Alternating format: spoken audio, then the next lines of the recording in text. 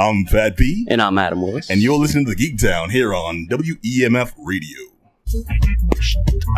Just giving our producer Herb a little bit of stuff. Welcome to an episode of the Geek. You had it coming, my man. I told you. Hold it. Sorry. Had to get that vitriol out my system. It's toxic. Yeah, what's happening, y'all? Welcome to another episode of the Geek Down here on WEMF. I am Pat B.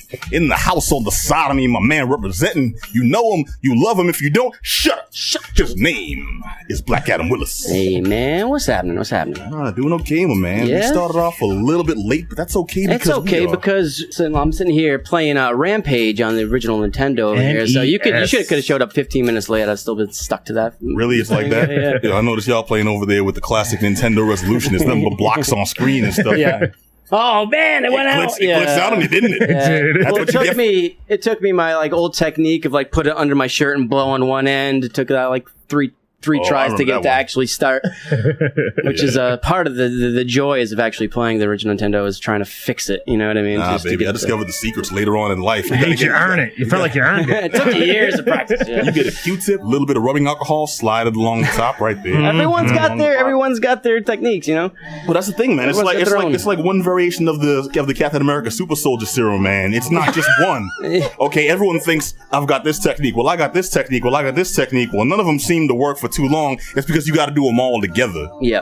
Just throw it all in. That's the secret, y'all. Just blow up the game. Yeah. It's a team effort. Combo that Bill Nash. All right. You hear another voice in the house. That is, of course, the Thriller Priest himself. I'm looking across the table at my man, JM. Peace, fam. Glad to be here, man. It's been a while to be here with you, gentlemen. Too long, man. It's been a while, but before that while, you were here like 9 weeks in a row, yeah, my for man. real. So I had the good run. But you didn't call me now? Yeah. Took too long? Yeah. We are happy to have you. Check-in clear. Hey, man, we got bills to pay, too. Okay, something's going to slide by the wayside. Yeah, that's why we don't have Herb this week. It's actually recording. I am a recording. Keeping it sounding amazing. DJ Herbert Herb. Hey, everybody. How's it going? Hey, what's happening, dude? That was the robotic voice. Well, he's a robotic guy. Welcome. He's all business. Super duper serial. All right, but now we've got an action-packed show for you, despite this EU business, man. Because countries are splitting and what do you call it, seceding from. Yeah, it's such a big deal. They just tanked that soccer match versus Iceland, which is like the biggest upset in English soccer history. Hey, man, it's downward and stay spiral. out, they say. I give them 3, maybe 4 weeks tops before they're like a modern day Game of Thrones up there. Yeah, it's gonna happen. All I'm gonna say is you're gonna see. The royal family kind of dresses like that anyway, with that garb and stuff. Let me see Prince Harry talking about Hodor on screen. All right, but now let's jump right into the news because we got some interesting stuff. Actually, dude. What? Okay, I'm having flashbacks of maybe Andy Kaufman was right. Jerry Lawler doing bad things today, man. Jay, it's a little suspect. All right, so today, yeah, I don't know. It seems like the guy was always kind of. It's a little suspect. So, all right, so we got Jerry Lawler, the only king from the Memphis. Burger King. So Jerry Lawler got suspended indefinitely by WWE, which is crazy. Considering the fact that he's been leading the color commentary team since ever.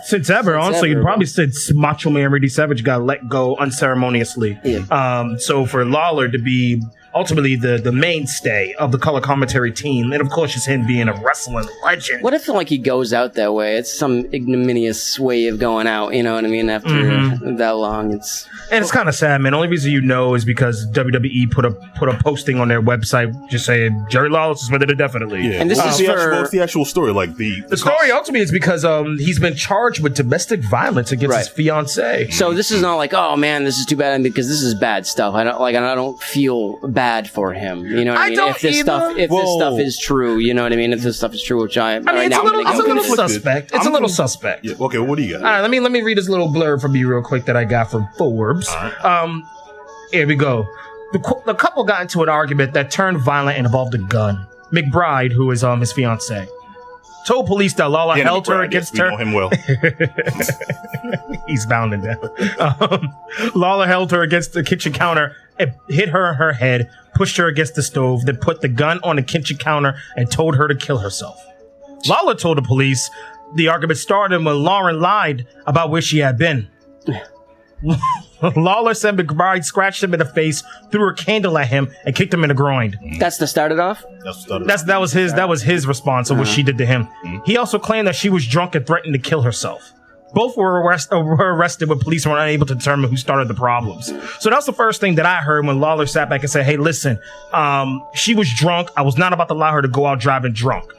She's like, well, he abused me. In the end, WWE has this whole zero tolerance policy. So the fact that he was accused, he's off the air indefinitely. So I have mixed feelings. I mean, if he did it, hey, it's what it is. But the problem is like, well, I mean, if he ain't do it and he's telling the truth, that kind of sucks. Yeah. So it really kind of all depends. Of course, anybody's accused of anything, and if they're innocent, but right now you kind of have to go. I kind of have to believe it, right? Yeah. Well, they'll bring him back when he comes back as the rattlesnake. That was a kind of a deep reference to Stone Cold. Yes, who, under similar charges years ago, was suspended under along similar lines with Deborah McMichael, right? Yeah. This situation gives me pause because, like it said, and I heard more than one report, along with the police report itself, saying that it was a strong possibility that he was. It did initially start with her basically being moderately suicidal and abusive. Be moderately suicidal? Well, the thing is, it started off with her actually threatening to kill herself because she was in that drunken state. You don't know if she's serious or if it's just one of those things people say when they get drunk and mad. That's a hell of a thing to say when you're like, oh, my girlfriend, she tends to get really drunk. Hey, man, I know people that do that. Man, I've seen that too, man. It's crazy. I've seen drunken broads get all suicidal. It's a mess. I had friends. One of my party horror stories is some dude I met. He was the nicest guy in the world. Got a bit too much in him, I think 3 shots. And then the party started off with dapping up, talking about movies and stuff, and ended with 5 dudes, me included, trying to pry and he was a skinny, wiry dude, trying to pry him off his wife, talking about, I love you, please don't leave me or I'll kill you. And I'm like, yo, this same dude this cat came to the party in gold Spanx. Yeah, that's a guy you don't invite out for some after work TGI Fridays, He's not coming to the company party. Yeah. What I'm thinking is, in this type of situation, if it started off as self-defense, it sounds like, because she was not only threatening to harm herself, but she was also attacking him when he got close. And then it got way, way too deep. But the guy that size was just on the 180 where it's there's a difference between restraining a hysterical person and then slamming them into furniture. Right. And damaging, and then saying, just go ahead, kill yourself. Because I think, I've been to that point where it's I'm trying to help you. How dare weapon, you? I'm trying to have your back. Why don't you go, sit? No, I'm not going to. Yeah, but it's like you can go in that complete 180 and suddenly the situation is no longer in your favor and suddenly juries are no longer on your side.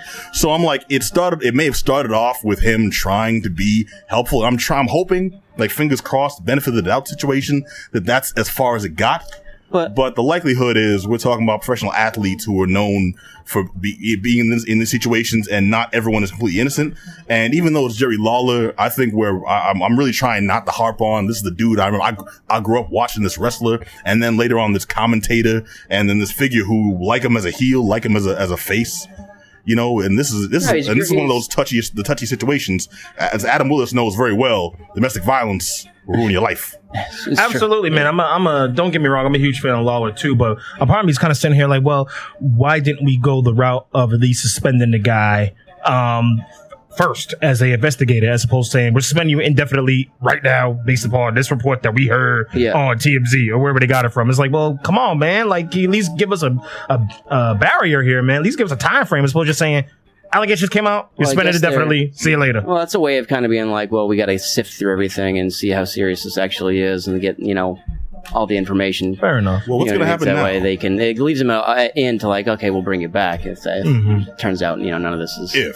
So that's a big if. Or if she doesn't press charges and everything like that. My thing is just this is his wife, right? Fiance, I believe. Fiance, you should know her well, right? I just don't get how people get in these situations. I've been with women for years, not found out. Yeah, but that your girl, no, but if your fiance, whatever like that, if she gets a few drinks in her, this is how she gets. You know what I mean? So this didn't pop out of nowhere. Oh man, now I had to put her head through a wall. It's just your old lady, right? You know her. I agree. You know your old lady. Yeah. It's that's the kind of situation. It's just but. It's a mess. It's a mess. And basically, this is bad on all sides. You know what I mean? But gentlemen, that's not the only suspension we had. We have another suspension. More happiness. We have another suspension, gentlemen. A suspension. A former, spoiler alert, this happened last week, so you should have seen it, or the week before. Roman Reigns got suspended for 30 days. Yeah, so now hold on. Started. Oh, sorry. Can you explain this? Because I read it and it is really cryptic. Well, no, it's just like when he first got suspended, and what was I forget the language they used for he violated the wellness policy. So, can you explain what the wellness policy is? That wellness policy means that he was using a drug they shouldn't be using. That's all that means. When they say they violated the wellness policy, it means he used a drug that he shouldn't be using. It could be steroids. It could be weed. It could be suspended for steroids. It could be weed. He could have been smoking up. It could have been a slew of things. Man. We have no idea. Van Dam got caught by that. No, because everyone's on juice in wrestling. Yeah. Everyone's got to be on that stuff. So it can't be that. It's got to be something pretty.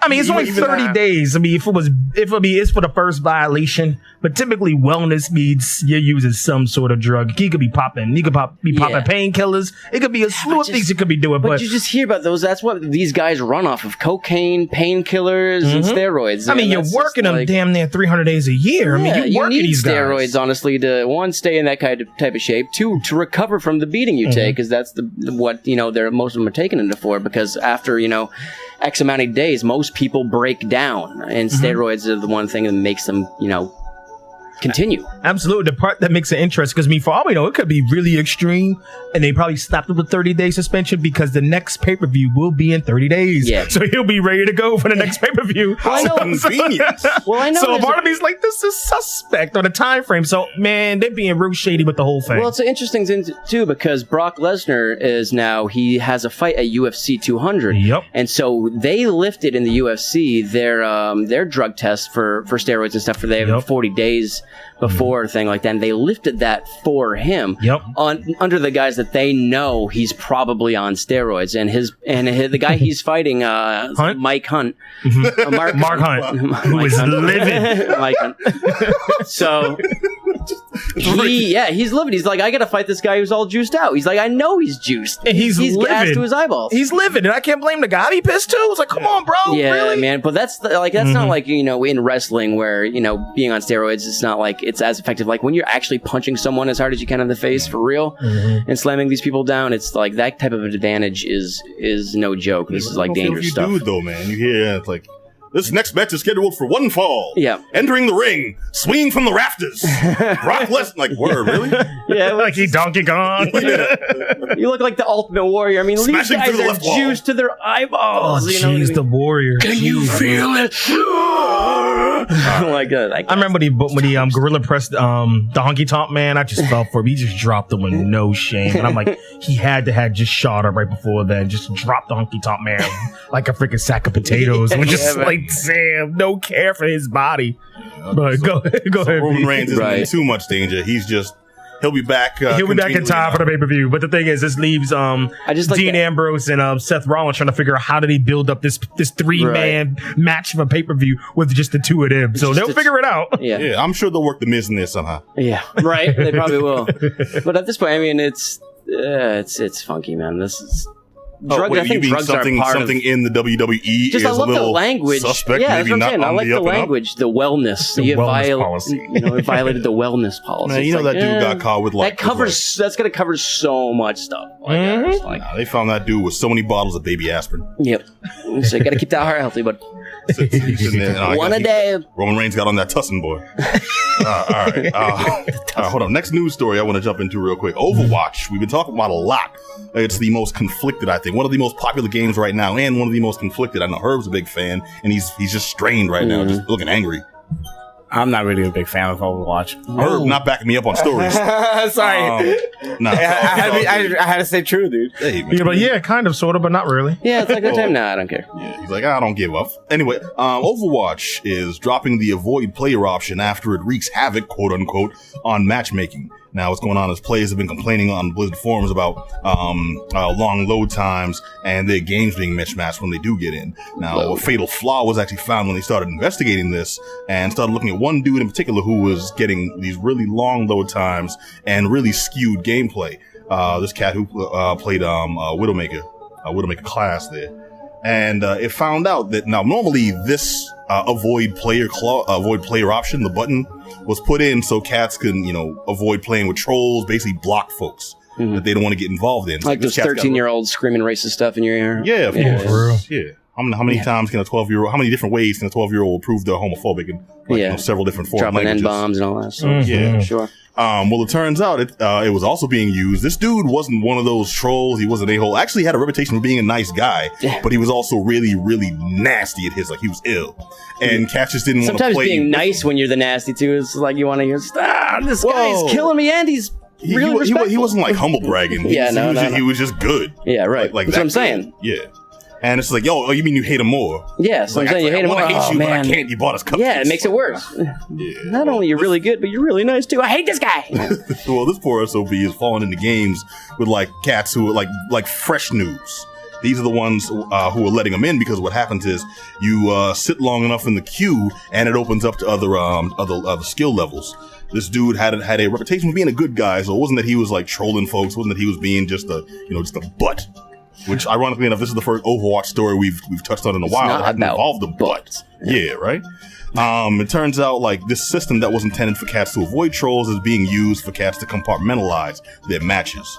So, in ways, there's nothing really against this in the rules. It just creates an unfair situation. Sounds a little confusing to me. I'm trying to follow here. Okay, Adam. It's like, we having a freestyle battle, right? Yeah, it's like, but it's just a cipher. We're not going at it, too hard. We're not like cutting throats and things. And then Jay comes in. Now Jay is ill. Okay, Jay's known around the neighborhood, for just like taking suckers down. Naturally. But he's also the dude who's like, he's not going to attack he's not going for the cheap shots. Yeah, he's not coming at the family, right? Yeah, and we can just be like, Herb, block for him. And the Herb's like, nah, man, your microphone's broken. Nah, man, I can't get you in here. Nah, what's going on? We got speakers down. Nah, we only got 30 more. Which is all those things are real with the studio too.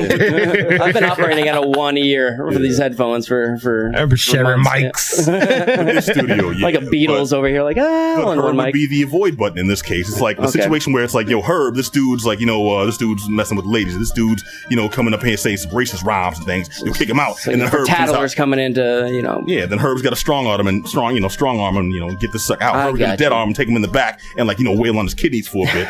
It's like we're abusing Herb privileges. Take him in the back room, not the back room. Sounds like a regular Tuesday to me, man. Yeah, that's it. Oh man, so it's like that only game wise. So it's like now Jay wants to get in the cipher, but Jay's got to sit and wait on the side, wait his turn, and we could just be like, who's next? He's like, who's next? I got next. Who's next? And we just overlook it. I didn't see him. Yeah, it's like that. Anybody else? Yeah, so then like 2 or 3 more cats around the room, they start, ciphers of their own. They're just, it's like, my name is Peaches. I'm here to say I'm the rockinest guy in the USA. Something like that. Peaches. And bear with me. And these are the only ones he can get into. That's essentially what's happening with Overwatch here. And I feel like most cats who are deep Overwatch players have no idea what that comparison I just made has anything to do with the game. But I promise you, that's what's going on. Okay. It made it crystal clear for me. Right. Glad you understand, brother. This is resulted in grossly mismatched games, and this is Blizzard's main concern. They found other actual issues with their matchmaking system, so they're starting with they're planning to overhaul the whole thing, but they're starting with removing the avoid player button, since it's kind of being abused right now. I can see how that would. Yeah, and they're going to ramp up. This will drastically change the current gameplay style of Overwatch, at least for a couple of weeks. So, I mean, if you're a hardcore Overwatch player, be aware of this. It's a thing that's happening. And actually, maybe it's a good thing. Maybe you're one of these dudes that's just so incredibly, impossibly dope at your techniques. If they don't want to play you that way. Yeah, seriously. It's true. Yeah. I'm not even going to mess with this guy. Did I ever show you that Overwatch character that looks just like Fonda Feeling? Yes. Okay. Yes, you did. Yeah, it was uncanny, yo. Which, it was actually a little scary. A little frightening. All right. I get the uncanny valley with stuff like that too. If they're too lifelike and too familiar with me, I get super uneasy. With mannequins and stuff like that. Yeah, you think they saw a picture somewhere and maybe incorporated? Yeah. Yeah. So if I'm walking through a department store and there's mannequin sitting there and it looks like someone I know, I'll freak out. I have that. That character from Overwatch just definitely made me a little. Yeah, because that's anime. Somebody drew that And it's like the body was the same, the face was the same, the hair was the same, and she has very specific hair. She's like, hey, Patton Adams. Like, Nah, I feel the same way every time I see a porn star that looks like someone I know. All right, You're like, I've seen you. What the hell? All right, so I got to check out a comic. Comic book? I got to check out the comic book. Like a book? It's based off of the Legend of Tomorrow TV series. The actual plot point is Legend of Tomorrow, a collection of powerhouse tales in one anthology. Some of comics' most legendary talents launched new tales of Ronnie Raymond and Professor Stein back together as Firestorm, which in itself is based off never of... watched. You've never watched? I don't think so, no. It's not a Neither bad have I. show. Did you ever watch Doctor Who? No, Doctor Who is too big for me. I haven't found an entry point. Way to into jump in that. One of the side characters, but a very notable and actually pretty well liked side character, is one of the main leads on the Legend of Tomorrow TV show. Okay. Well, the Legend of Tomorrow comic series, which is based off of the TV show, which in itself is based off of characters in the DC comics. Based off of. So it's kind of like a meta singularity they got going on there. This is more of an anthology that's breaking down the individual stories of certain characters in the TV show. All right. And it's trying to make a link between the characters in the show and their progression as characters.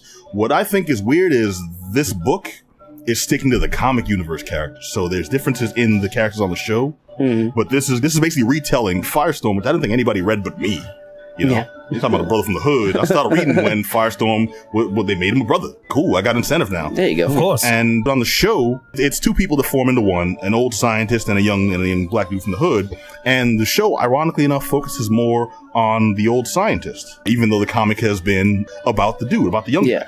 So that's kind of a weird take that you notice is a different kind of a bummer, show, a little bit. But it's their show. We'll see how it actually pans out as it goes along. Metamorpho and Sapphire transported to a war-torn planet across time with criminal Kanjaro in hot pursuit. And the Metal Men face off against General Skeleton. And an ex from Wonder Woman's past threatens to expose Sugar and Spice in daytime television. Now, this expands beyond the show because Kanjaro hasn't been mentioned yet. Sugar and Spice aren't all over the sucker. And the Metal Men, I would kill to see the Metal Men on that show because the Metal Men were dope and I thought never really got their due. DC has gone out of its way over the years, even though they don't publicize it, to introduce more female Metal Men and different personalities in the Metal Men, where one of them's got to be gay. And one of them's basically an allegory for a brother. Right. And they've introduced more females where there was historically always one. They're expanding the roster in kind of a rainbow coalition type thing. I mean, as time goes on, they most likely will, just the direction in which we're going. I know they're a little on the slow end of it, but I truly believe they'll make that change. Well, yeah, but they play this close to the chest, and I'm like, if you want to publicize anything, stop pushing Batman versus Superman on us and crap like that. You know, you doing actual progressive things on the side. Don't downplay this. Put that in the forefront. People are going to pay attention to that more likely, you know? Well, they've tried to do it when people like Judd Winnick were writing books with like Metamorpho, with Indigo, with different characters that represented these underrepresented classes. Right. And this will be a golden opportunity that they are kind of wasting because this book in itself is retelling stories that DC's already told before. Like I'm reading this sucker like this story seems very familiar, and I actually went back to my long boxes and found the original issues. Almost panel for panel, they've retold these stories. The art's different, and a couple of the writing to make it seem like they all know each other in the outside stories is put in, but beyond that, the stories play out the exact same. And they make slight tweaks to make it adhere a little more to the TV show. So this in itself felt kind of confused in that way. More so because I know the original stories and I'm a DC Comics reader. If you're only familiar with the TV show, I think this might be a good way to usher you in to the backstory of these characters. But then here's the other, I guess, foible. It's not all characters on the show. Okay. It's other characters in the DC universe. So it's like it goes beyond there, and they've made no hint that they're all going to be on the show at any point. Right. So in a larger scale, what do you think of like DC now with the whole Rebirth thing? Have you checked out any of those? DC's kind of. It seems like they're going nth degree. They do this a lot. If they see Marvel's getting the upper hand because the MCU is so popular and people are now starting to buy more in the books, and then Captain America becomes a Hydra agent. Oh shit, we gotta buy as much of this as possible. And DC feels like they're slipping by the wayside because of things like BVS sucking donkey balls. And I mean, much of it is they're trying to get back to the bread and butter, though, because I know Batman and Superman will consistently be their bread and butter. Also, even though I agree with you, but I think it's one of those, like you said, because they're getting whooped up by the MSU. It's like, what do we do? Well, these are our staples. These are our cornerstones, man. We can't go wrong with Batman and Superman, because even though BVS was just horrific, even despite that, trash on even if they drop the BVS Part 2, people will still go see it purely because it's Batman and Superman. Yeah. So I mean, I think that's why they're just falling back to their default. I mean, they're going to these things, but that also is like, I know with the Flash, they bring back the Wally West, but that's like that was a black character for a little bit. Now it's not, so they're kind of like losing some. Well, here's one of DC's main problems, which I mean, there's tons of problems, but one of the main ones is they'll do something experimental and then they won't stick with it. Right, and that's where like. And so once you're incentive to read something new, it's like, well, this isn't going to keep up. You know what I mean? Why bother? So it's tough ones like that. What I don't understand is why. It's just like, if your main beef is, well, our competition's doing better than us, what are they doing differently? Well, they give characters time to grow. They give stories time to develop. They don't reboot their universe every 5 years. Yeah, I don't know how good it's going to be, but I will say that original, I mean, we were talking about it before you got here, that original Rebirth episode, book, I'm sorry, I thought was really good. Are you really attached to Watchmen? Yes, but I'm just saying all the way up until that point, like I can forgive 2 pages. I'm just saying like all the way up, it was actually like just an engaging read. I thought it was done really well. Okay, so you're talking about. So I didn't really like the Watchmen drop at the end. I just didn't think it just was so weird. I just didn't see how it was connected. But my thing with DC is they've done crossovers before where they have characters in different universes that are basically allegories for other characters. Yeah, they had Batman meet Midnighter. Midnight is an allegory for Batman. It's just Batman the X-rated version. Same thing with Apollo and Superman. So well, basically we've gotten kind of off the point of Legends of Tomorrow. This book in itself, I've come to find, is a decent read if you're not familiar with these characters and if you're not really like into the DC comics, but you have an affinity for the Legends of Tomorrow show. And the problem is it stops there. If you are a fan of DC Comics, if you are a fan of, you watch the show, you are a fan, you don't, it doesn't matter. If you like the show itself, this might confuse you a bit, even though it's meant to expand on the character stories and give you a little more depth. It doesn't focus specifically on the characters on the show. I'd love to know more about Rex Mason. Yeah. I'd love to know more. There's so much material that they could cover, but they choose to focus on very specific ones that are kind of outside of the direct laser focus. So it will confuse you if you're not. It's going to alienate people like tuning in to see something directly from that. Yeah. It's actually a good story. This is not what I'm trying to get. Okay. No, they have good people on this, man. It's just written by Jerry Conway, Keith Giffen, Aaron Pressey, Len Wein. And the art was actually pretty good too. I don't recognize a couple of these cats did the pencils, but I like their work in the book so far. Yildiray Sinar. Bilquis Evely. I don't know those names, but the artwork has actually been pretty solid. The problem is there's a very limited Venn diagram that's going to appreciate this book. Okay. And that's where I think it fails. I would recommend this, but only if you're a fan of the show and really looking to learn more about the characters in their DC Comics personas. I got you. If you're a fan of the show and already know, skip it. It's just gonna. You're gonna basically saying this doesn't have a wide audience, but the people that are gonna know it and are into it are gonna be really into it. Exactly. Okay, it's kind of a shame because I hope DC would do better things than that by now. Right. Yep. All right. So, dude, I got to go to the movies recently and see something very popular in theaters today. What'd you see, Pat? Let's say popular is a good word. I mean, okay, very well known. Yes, okay. Box office shattering. I got to see Independence Day with Will Smith. Nah, not with Will Smith. I got to see Independence Day Resurgence. Yeah. Now, dig this. I mean, it's got Goldblum. Yeah. But the kids, oh man, I don't know if the kids love Goldblum. The kids are all running out of the house for the next Goldblum picture, Look, Independence Day Resurgence, 2 decades after. I do the voice again. 2 decades after the first Independence Day invasion, Earth is faced with a new, extrasolar threat. As the 4th of July nears, satellite engineer David Levinson, that's Goldblum, David Levinson, investigates a 3,000-mile-wide mothership that's approaching Earth. And that's pretty much it. Like, the aliens came back. Basically, all you need to know about this movie is they that... They came for revenge. All you need to know is that Bill Pullman thing in the trailer when he's like, oh, they're coming back. That's the movie, right? That's the whole movie. That is the whole freaking movie. They're coming back. And he's got the beard. It looks like he hasn't, like, left his bedroom for, like... since the last film, basically. Yeah. I will say the special effects in this movie was solid. Were on point. They did look good. Yeah. They had a $200 million budget, and $195 million of that went to the special effects. Right. Okay. Yeah, okay. It's just it was like, seriously. There's scenes with the alien queen. I would swear. Like, that's a real thing, yo. They went out and they found some alien zoo. The movie looks great, stuff blows up real good. But we finally got action from the aliens in their war like suits, in their battle gear. Oh, so they step out and stuff and coming out and snuffing cats and then using their blasters. This isn't just one dang. I appeared out of the hole in my ship and then got punched in the face. Yeah, well, they got that one too. Like, it looks like a guy's like playing like Cell Crusher thing like that. He's playing that game. Oh, what I'm talking about. Yeah, he's it's like that one alien on the computer. Like, that's the only other alien. Well, Minesweeper is an intergalactic sensation. Yeah. I think that's what he was playing. Yeah, that's literally. But okay, I will say I had to get that out because that's the main positive thing I can say about this movie, man. Everything else was really forced.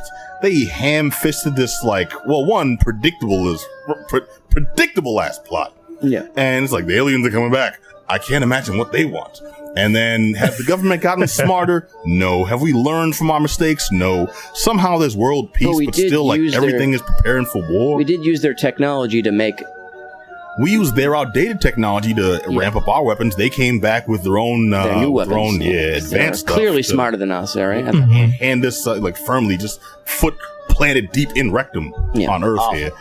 And I will say they tried to make this more about the people, but we don't care about the people in this one. In Independent, I'm not going to make comparisons for the review here. I just want to say that in Independence Day from 1996, it was an ensemble cast that made Earth's defense. Yes. And it was highly American. They did try to go outside of the borders for this one and introduce characters. There's one brother from there's one African warlord who's like a main character, a legit dude, and also just like the primary badass. And like, oh, he's gonna do some badass stuff, and you hardly ever see this brother.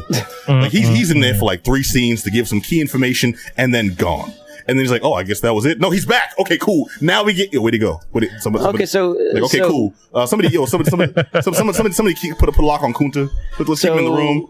Goldblum in this. So what is his role in this movie? His role is exactly the same. So he doesn't ever like get in a ship. He doesn't fight. He's just kind of like the brains behind the whole thing. Strategizes the whole thing. Since the last invasion, Goldblum is the guy that's been trying to get our military up to snuff if the aliens ever come back. Right, because he's the one super smart, and this is he's the one that saved the world with a MacBook. Well, this is the one of the movies that uses the great genre trope where anytime you want to let someone know that the character is smart, you're like, oh man, and he spent all that time because you went to MIT. Just saying he went to MIT is like, okay, this guy can obviously genius. He can hack the server for the whole alien race and stuff and bring all their weapons down. He went to MIT. He spent a semester at MIT or something like that. He took a summer class. He got this. Right. Like, he was good enough to go there, but that's like he stopped on the campus to ask directions, right? That's that one line of dialogue that you drop into a movie to let someone know that they're really smart. Like, okay, I believe there was no counterpart to Jeff Goldblum. He was the main smart guy again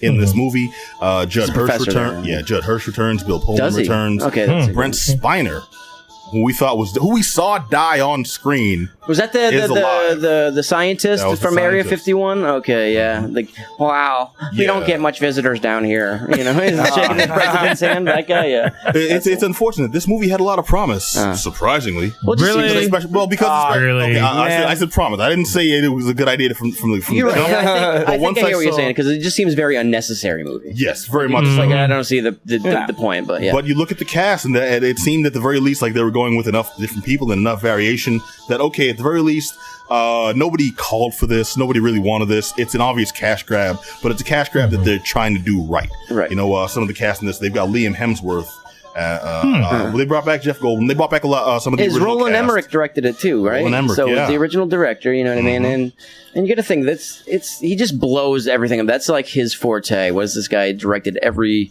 movie that blows up? What do you got? Did they handle Will Smith's absence in a cool way, dude? Or? Yes, they showed a picture of him and said, "We miss him, don't we?" Yes, we do. No way. Wow. Come on. Was it straight Lisa Bonet picture? Yeah. Like the Cosby Show? It pretty much was. Now you know what I would have said to that too? Yeah, I miss him too because he hasn't done much good stuff in a long time. No, but he wanted. I found out the backstory there as to why Will Smith was not in the story. He was originally supposed to be. Right. He wanted $50 million for 2 sequels. $50 million. And they were like, "This is Independence Day. We'll make our money back." How's that working out? Yeah, but how much better would this movie have been? Like a lot better. Oh, really? A lot better. Will Smith's good, Come on, man. bro. Really? Dude, I love the original. Hemsworth Will Smith is the primary military presence in this movie. Tell me Will Smith wouldn't be better than Yes. Okay, yeah, you got that, but I'm sitting here like, listen, first off, the movie was a standalone movie to begin with. Yeah, There's no one should even thought about having a sequel to this. Like, really? Exactly. I mean, you can't go any deeper than that. So part of me is like, would the cost benefit analysis really have worked out for them to shell out all that money for Will Smith for them to probably gross maybe a little bit more than what they are going to gross anyway? I think it would have had better legs. I thought more people would go out to see it longer. You know what I mean? Like if you miss this on the opening weekend, you're probably not going to go week 2 or 3. You're just going to be like, whatever, it's not that good. Well, you know what I mean? But if it's like a Will Smith movie, he still does sell movies. People still do want to show up. So so I would probably be more apt to go see this thing if he was in it. He sell movies, but he don't win Oscars. You can kind of judge the quality of a movie to see who of a sequel to see who comes back to do it though. And I agree. Yeah. And you're right. I'd probably be more apt to go see it if he was in it. Yeah. Free pass back day. I might be willing to go see it if he's in it. And I tell you right now, I have zero desire to go see it right now, purely because he's not in it. So you got that. Goldblum, but I do actually really like Jeff Goldblum. I will go see his movie. I'm not jumping out to see it. Big fan of Goldblum. Big fan of Goldblum. Me too. The Bloom. The unfortunate thing is this movie introduces characters that we knew, that we liked, and then kind of dispatches them quickly. So it seemed to me for a while that they were trying to say, let's not harp on the past and focus on the original movie this was based off of. Let's focus on the new cast and their stories, which was cool since there's been so many times between movies, that would have been a smart thing to do, but they got rid of them kind of callously. They gave them a quick moment, then they were out. Will Smith is an afterthought. Vivica Fox is back. We see, she's actually done some good stuff. She's made something of herself. She's out. I won't say how. That's a spoiler. But the primary characters. How she look? Surprisingly, yeah. How she look? Good. And cool. that's really saying something, because if you saw Sharknado 3, and I missed that one. Sorry. Me too. She has done a lot of work on herself in the past. She's still fine. She want to be. Go ahead. All right. Well, Bill Pullman plays an interesting role. They do a nice little tribute to Robert Loggia in this one, who's passed. He was like the general, right? Yeah. Well, how do you mean he was like the general? He was this was Robert Loggia. Robert Loggia. All right. Not to harp too much on the bad stuff. I mentioned this. The effects.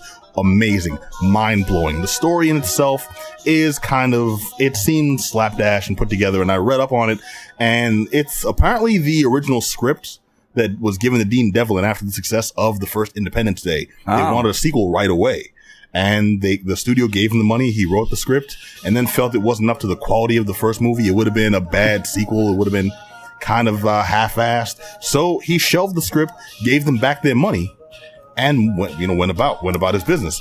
20 years later, he broke out that same script. 20 years later, that script's good now. Yeah. Let me just a cobweb. There's a point to be made somewhere about that, but we don't have time. When you need that check, that's the point we're making. Well, it's about quality. You know what I mean? It wasn't good enough back then, but now people will watch anything. Is that the quantity that's in my bank account that matters? There's one tremendous plot hole that I can point out right off the bat. that really makes that just kind of ridiculous. The original movie posed the aliens as kind of a locust-like species. They move to different societies, all of them in the big mothership, and then they take over, they collect resources, and they move on.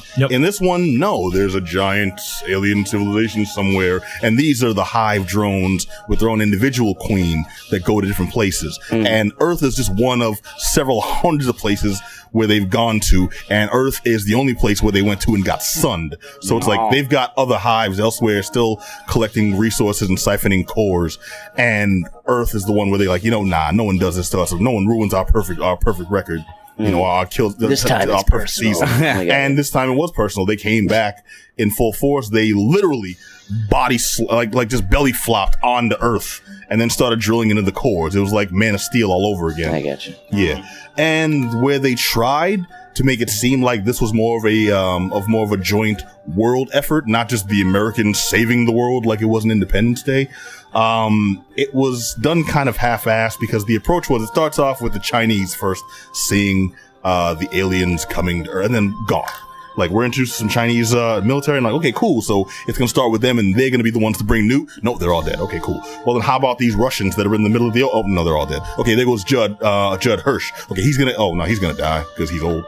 And everything that they could have done that would have been predictable but awesome, they didn't do. And the movie itself was predictable but lame. I can't say I didn't enjoy this because, again, the special effects were dope. But this was all special effects. I would have been perfectly happily renting this on Netflix for like $2 and just watching it in the comfort of my living room. I didn't need to go to a theater. You don't need to see it in 3D. You don't need to see it in IMAX. You don't need to see it in any like major format. I will say at the very least, it does give a bit of nostalgic, I won't say closure, but it'll twang on those little where you wonder what became of these characters. Because Bill Pullman, did he succeed? Brent Spiner, did he get a decent burial? Will Smith, did he happily get married and stuff? You know what? Honestly, it's just, if you want a continuation of that story, this has Ocean's 12 syndrome. It took a story that, wrapped up neatly and was cool and kind of reopened old wounds. Dude. So I would not recommend this. Right. Do you think anyone born between the last 20 years in between, dude, would like go back and see the first one? Absolutely not. Especially not from this direct. The only thing I can call out is, you remember how we liked Harry Connick Jr. in the first one and they killed him off with no respect?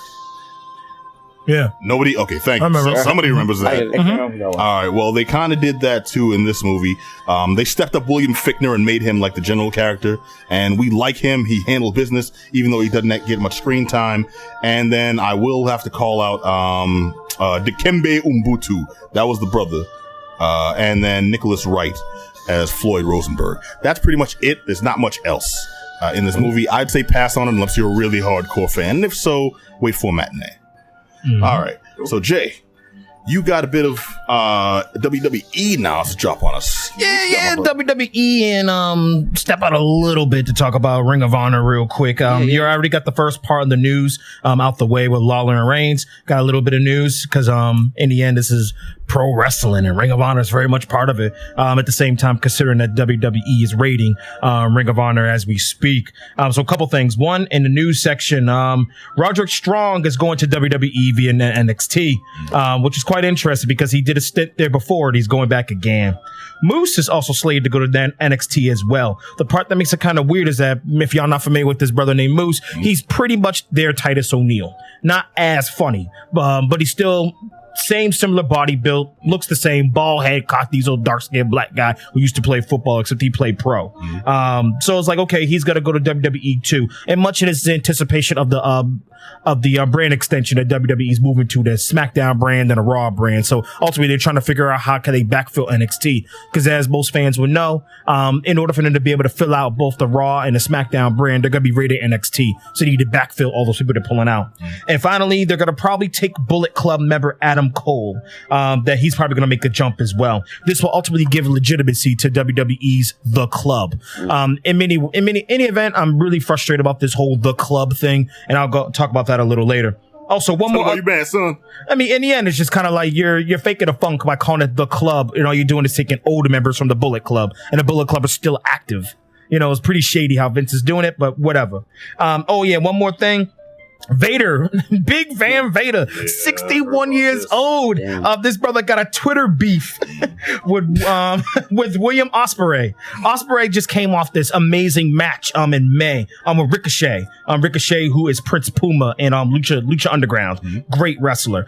They had this nice match which is high flying. These guys are flying all over the place, pulling these spectacular spots to the point where folks are calling it one of the greatest matches of wrestling history just because how fast paced it was. But wrestling purists are like, well, you know what? In the end, it really wasn't wrestling. It was just guys doing acrobatics and gymnastics. So Vader was kind of hating on the guy. And the guy's like, you know what? You want to hate on me? Why don't you come see me in the ring? Mind you, Vader is ginormous compared to this guy. So Vader is coming out of semi-retirement to fight this dude in August in the UK. Mind you, Vader fights like once a year, you know. So the last time he fought was in 2015. So he's coming out of the bench to fight this guy. And I mean, is he really coming to fight? Vader's like the immovable object at this point. Hey, he's man. coming to stand there and fall on the guy. We gonna see how it goes. We're gonna see how it goes. He isn't catching this guy. You know what I mean? Yeah. I mean, the guy can flip around the way he is. Go check it out, man. Ricochet, Ospreay, check it out, man. It was a good match. Yo, Vader gonna cut one good fart and like take this dude out. For real. All right, Money in the Bank. If y'all ain't seen it by now, too bad, so sad, because you get some spoilers.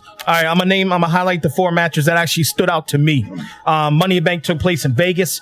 All right, fatal 4-way tag match. Vaudevillains went up against Enzo and Cass, the Club, and the New Day. I was real nervous. I was actually on the edge of my seat on this one, trying to see what's going to happen, and the New Day took it.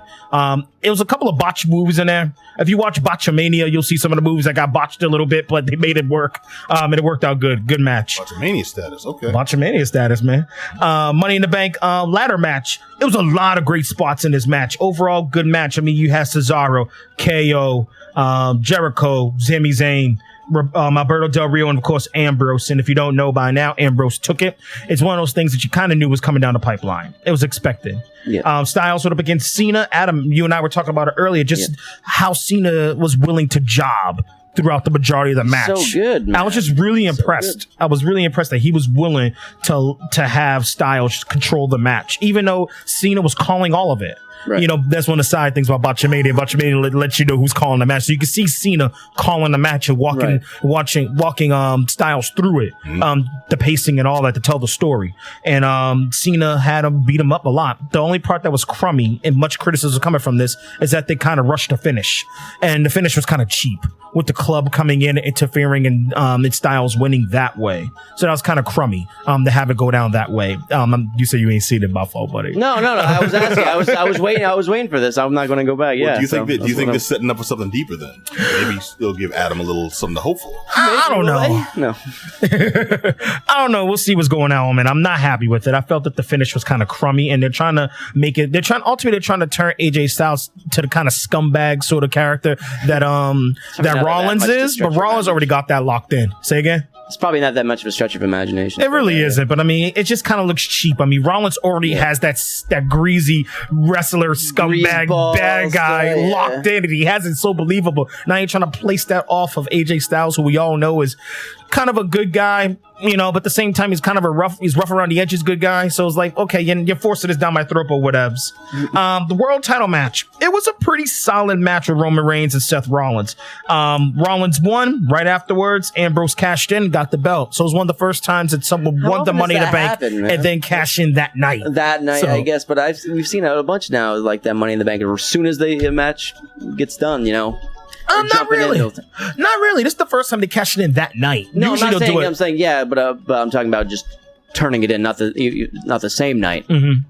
But you'll see happen. Yeah, absolutely. I mean, it was a good deal. I mean, I thought it was a smart move from the cash it in. Just that notion of cashing it in when the other guy's down is the easiest way to win it. Right. So for him to cash it in that night, right after the match, was such a huge deal. To the point, it was one of the few times I legit got goosebumps seeing a pro wrestler do that, because you've seen the guy get emotional when he won the briefcase, and for him to then cash it in and get emotional again for winning the belt. It was just awesome. It was a good night for him. Yeah. For him to be able to fight twice back to back like that and get the belt. So overall, long time coming for him too. It really was. It really was. Overall, it was a good pay-per-view. Overall, it was a pretty good pay-per-view. I give it a solid B Yeah, B. The rest of the matches were okay, kind of run of the mill. Nothing really stuck out with the rest of the matches. But those matches I named. No Divas matches? There was a Divas match. It was like a Divas, I think it was a Divas tag match or something like that. It was blah. I mean, I'm not going to front. I watched some of it, just kind of skipped through it. I just finished. That's when I got more dip, you know? Pretty much. I just finished reading a review that's saying, you know what? It's sad because it's kind of like they're reverting the Divas back to where they were when they first started. So it's like, what are you doing? And, pretty much. Sure, and it's unfortunate because you got quality wrestlers in there. Right. It's really unfortunate. You're trying to ditch that too. Well, okay. So when's the next one? When's the next pay-per-view coming? Next pay-per-view is next month. Yeah, for real. Next month, I want to say, was it like July 23rd or something or other? Right, it's Battleground. Okay, there we go. Thank you. I was like, and Reigns won't be back for that, or will he? In a few weeks when they have another one on TV. He's like, nah, I want the main. So, I got you. Reigns will be back because lo and behold, ladies and gentlemen, as we talked about earlier in the show, that Reigns got suspended. He got suspended 2 nights after he dropped the belt, so he'll be back just in time for his triple threat match. High on that Pepto. For real. Real quick, we'll fly through this. Ring of Honor did their best of the world pay-per-view. Interesting to say the least. They had the Bullet Club.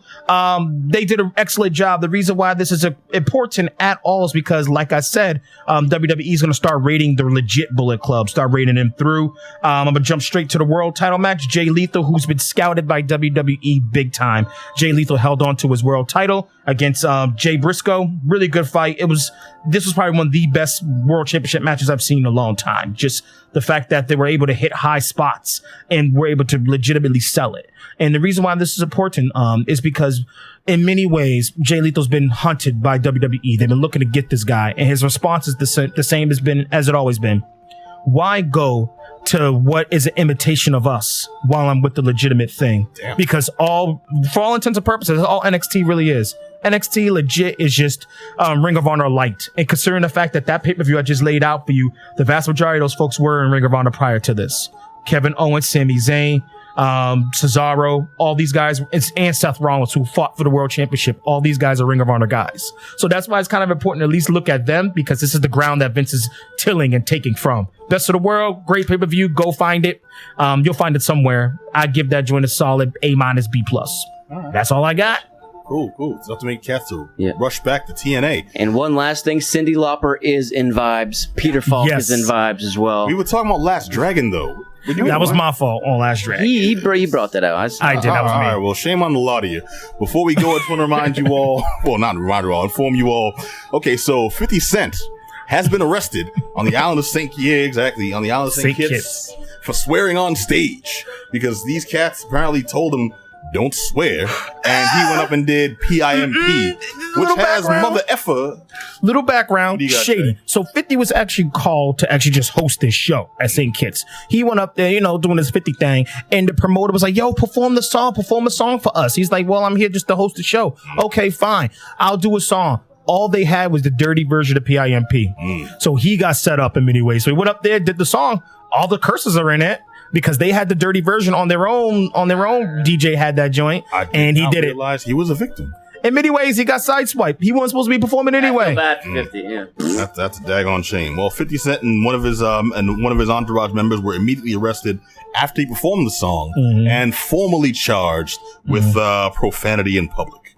So apparently, a potty mouth can get you locked up if you're in St. Kitts. Watch your butts. And this has been the Geek Down here on WEMF. I've been Pat B, running another fantastically interesting program with all the hottest entertainment news. My homeboy Black Adam Willis. Yeah. Sorry. My homeboy Jamie J. Yeah. My homeboy Herbie Herb. We can't reach through this window. All right. That was very enthusiastic. Thank you. All right, I want to remind you all to catch us every Monday night, 9 p.m. right here on WEMF Radio and other rebroadcast like that there, same place. And also, if you heard anything tonight you want to chime in on, hit us up at geekdownradio@gmail.com, or jump right to the website and catch the latest at geek-down.com. Until then, we'll catch you all right here at WEMFradio.com, 9 p.m. Same bat time, same bat channel. And until then, next week, kids, I want to remind you, be excellent to each other.